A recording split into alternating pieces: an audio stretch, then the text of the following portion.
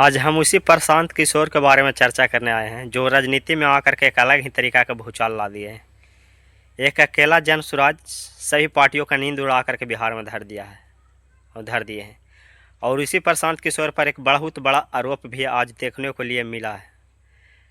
ऐसे होंगे कि जन सुराज के प्रवक्ता अनंत प्रशांत किशोर जी हर एक बीजेपी नेता हो, जेडीयू नेता हो, किसी का भी नेता हो, कोई भी दल का हो, एक नया पर नया खुलासा करते रहते हैं और नया आरोप प्रतिरोप लगाते रहते हैं। आज कुछ ऐसा हुआ कि एनडीए की तरफ से कि प्रशांत किशोर पर ही बहुत बड़ा आरोप पर लगाया जा रहा है। आप लोग सुनते होंगे कि प्रशांत किशोर बोलते हैं कि हम सबसे पहले मेरा सरकार बना तो 1 घंटा में शराब कानून को हटा देंगे, फर्जी शराब कानून को हटा देंगे। उसी पर एनडीए के देखने को मिला है। एनडीए के प्रेस कॉन्फ्रेंस में यह कहा जा रहा है कि प्रशांत किशोर शराब तस्करी से पैसा लिए हैं, फंडिंग करवाए हैं, उसी से चुनाव लड़ रहे हैं और ये शराब खुलवाने की इसीलिए बात कर रहे हैं।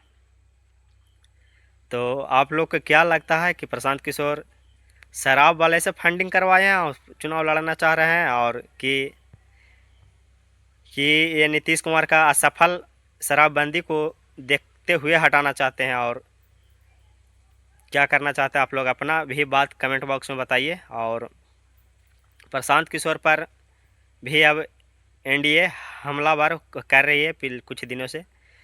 पिछले बहुत दिनों से प्रशांत किशोर जी एक दूसरे पर आरोप प्रतिरोप लगाते आ रहे हैं। अब इसी को देखते हुए एनडीए की तरफ से भी पलटवार किया गया प्रशांत किशोर पर। तो देखिए आगे और कुछ देखने के लिए एनडीए की तरफ से मिलेगा, प्रशांत किशोर के जन सुराज की तरफ से देखने के लिए मिलेगा। तो हम लोग देखते हैं आगे क्या कुछ होता है और क्या कुछ देखने के लिए मिलता है। और फिर हम कुछ आप लोग से बोलेंगे, आप बात करेंगे, फिर वीडियो बना करके आप लोग को बताने का प्रयास करेंगे।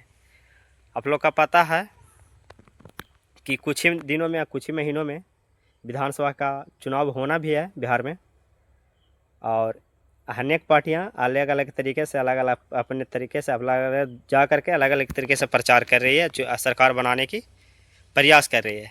हर एक पार्टियां एक दूसरे को नीचा दिखा रही है, हर एक पार्टियों के बारे में एक दूसरे का खुलासा कर रहे हैं और अपने रोटी सेकने की प्रयास कर रहे हैं। तो इस पर आपका राय क्या है? अपना कमेंट बॉक्स में ज़रूर बताइए। इस्लामपुर विधानसभा में तो कुछ अलग ही हो रहा है एनी टाइम।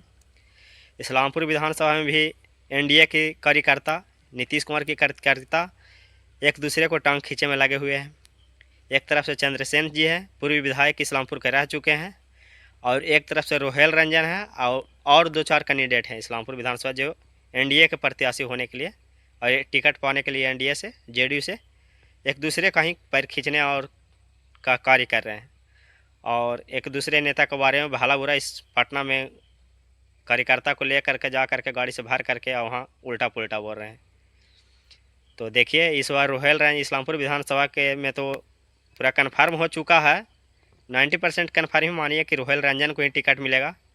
उनको भी पिता पूर्व विधायक रह चुके थे इस्लामपुर विधान का, राजीव रंजन का बेटा रोहेल कुमार रंजन है, उनका भी टिकट कन्फर्म। इनका ही टिकट, युवा नेता है, इनका ही टिकट कटवाने के लिए जेडीयू के से हर एक प्रकार के नाकामी अपनाया जा रहा है।